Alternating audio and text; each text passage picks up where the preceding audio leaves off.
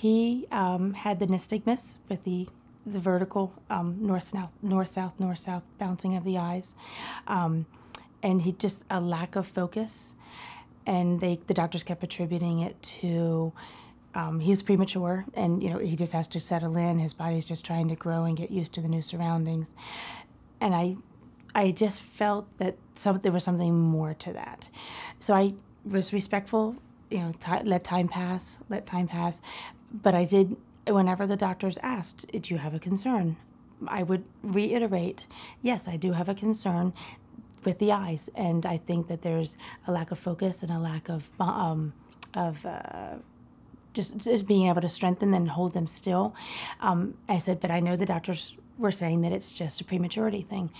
And finally, when Derek was 5 months old, one of the doctors agreed with me, and we went to the specialist, and that got the ball started with the whole diagnosis. And it went quite quickly. They did it within a week. They did an MRI. Within a month, they did an EEG, and we had a diagnosis. So we didn't struggle, but I do think it's important that even if someone's saying no, no, no, I think it's important to still politely say yes, yes, yes. Please listen. This is a concern. Derek had some other medical issues going on, just the fact that he was still on a heart and lung monitor because of a separate newborn issue. So we were, and I dismiss that, but that probably is a legitimate part of the story because he was so fragile when he was first born. I think it was just another element. I dealt like just another medical thing that we were just having to deal with. The heart and lung monitor went off. We'd have to zip over to the hospital. Oh, okay, now he's blind.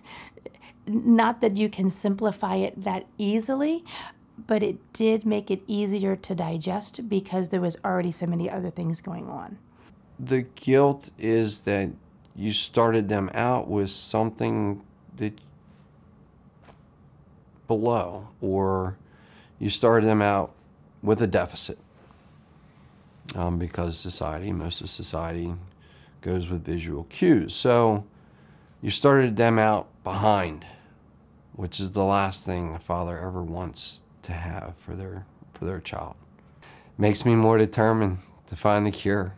We were told originally that Derek was going to he was getting nothing, that it was just blackness, that he was not getting any light perception at all. He was non-mobile at the time, and we had a fiber optic jack-o'-lantern, and the fiber optic waved through the red, then the green, then the blue, and his head turned in the direction of the jack-o'-lantern. And I said to Doug, he saw that, and Doug said it was just a coincidence, so he moved it, and his head followed and turned. So like that to me was a very moment, because we were told he was going to get nothing, and now I'm saying he's not getting nothing. He's getting something. This is real. He really is interacting. So you get these glimmers of hope that reignite your fuse to where we're going the right direction. For this is going to get better. Determined to try to make my children's life as the same as everyone else's, giving them the opportunity to achieve, to be good at something, to be great at a lot of things. That's my goal. We don't in any way restrict them. We kind of encourage them, to go ice skating. It's kind of remarkable when you go ice skating with two blind children, how open the ice gets in front of you.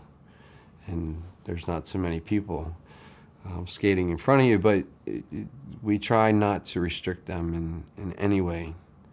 We were at the library, and they had like a little mini petting zoo that they brought to the library. And of course, everybody wanted to touch the turtle, and everybody wanted to touch the rabbit. They brought out the snake, and everybody backed away, and Derek didn't know that his peers were no longer standing next to him. And they walked, Derek, would you like to touch the snake? And of course, he reached right out and he touched the snake. And Mommy, don't you want to touch the snake? And I had that deer in headlight where I don't want to touch the snake, but I don't want him to know I don't want to touch the snake, so now I have to touch the snake. So I put my hand forward and I touched the snake, and that was the first time I had ever experienced a snake. He's going to be what he wants to be. He's going to be... and hopefully he'll be the best at whatever he wants to be. as well as Meredith. I mean, I believe that both children are going to strive and to be the best, but again, time will tell with that. We have worked, in collecting monies for the walk each year. The first year that we walked, we raised a little bit, and a little bit from 100 people is a lot bit. And the next year we raised a little more, and I am not adverse to talking about the children.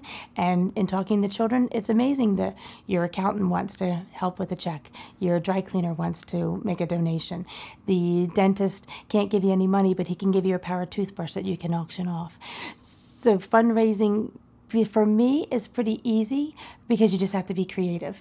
The children and I and Doug's side of the family helped with, we did a hot dog sale at the local Walmart and, raised some money. We sold pizza cards. We were selling Rita cards. So you just have to be creative and not be afraid to ask. You can ask 100 people, and if 100 people just give you a little bit, that's still a little bit more than we didn't have before. 6 years ago, or 5.5 years ago, if I knew what I knew now, I would become extremely involved in the foundation. I would strive every year to just double, if not triple, the contributions that we create to the foundation. Again, striving for the cure. The sooner the better.